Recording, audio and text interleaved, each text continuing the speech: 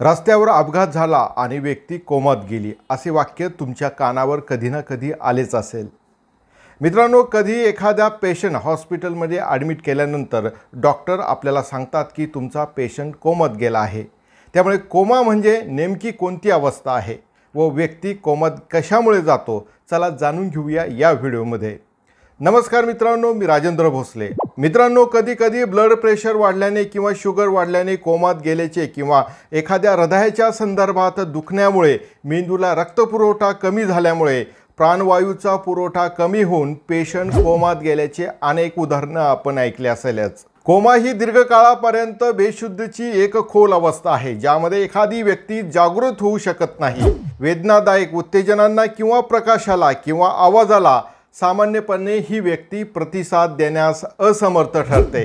सामान्य व्यक्तीप्रमाणे या व्यक्तीला झोपेचे चक्र नसते। बाहेरून ती व्यक्ती आपल्याला गाढ झोपलेली जाणवते, मात्र अशी व्यक्ती कोणतीही कृती करत नाही। मुळात हे आपण समजून घेतले पाहिजे की कोमा हा आजार नसून मेंदूला झालेली गंभीर दुखापतीचे एक लक्षण आहे। मित्रांनो, कोमा म्हणजे काय? अगदी सोप्या शब्दात सांगायचे ठरले तर कोमाच्या रुग्णामध्ये जागरूकतेची पूर्ण अनुपस्थिती आपल्याला दिसून येते।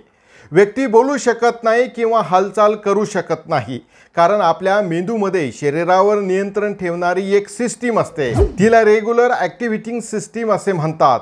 ही सिस्टीम व्यक्तीच्या संपूर्ण शरीरावरती नियंत्रण ठेवत असते। यामध्ये जर कुठेही कुठल्याही कारणाने बिघाड झाला, मग तो अपघाताने असो किंवा एखाद्या व्याधीने असो, मग त्या व्यक्तीचे शरीरावरती नियंत्रण राहत नाही। ती व्यक्ती बाहेरून आपल्याला गाढ निद्रावस्थेत असल्याचे जाणवते, परंतु त्या व्यक्तीला नियंत्रित करणारी सिस्टीममध्ये गडबड झाल्याने ती व्यक्ती शरीराची कुठलीही हालचाल करू शकत नाही किंवा बोलू शकत नाही किंवा रिस्पॉन्ससुद्धा आपल्याला देऊ शकत नाही।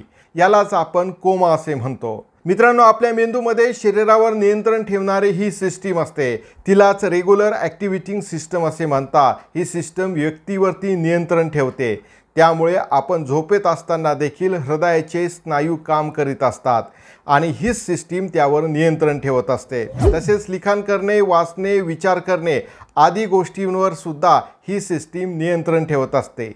रेग्युलर ॲक्टिव्हिटिंग सिस्टीमला झालेल्या दुखापतीमुळे इजा होऊ शकते। अशा स्थितीत मृत्यूसुद्धा ओढवू शकतो किंवा पेशंट बराही होऊ शकतो, पण हे सर्व बेशुद्ध होण्याच्या स्थितीवर अवलंबून असते। एखादी व्यक्ती बेसावध होण्यामागे अनेक कारणे असतात। डोक्यावर पडल्याने किंवा रस्त्यात अपघात होऊन डोक्याला तीव्र जखमा झाल्या तर संबंधित व्यक्ती कोमात जाऊ शकतो। अशा परिस्थितीमुळे मेंदूत रक्तस्राव होतो किंवा सूज येते, त्यामुळे जागृत अवस्थेवर नियंत्रण ठेवणाऱ्या मेंदूतील केंद्रांना धक्का बसतो आणि व्यक्ती कोमात जाते। या व्यतिरिक्त ब्लड प्रेशर, मधुमेह इतर कारणामुळे सुद्धा पेशंट कोमात जाऊ शकतो।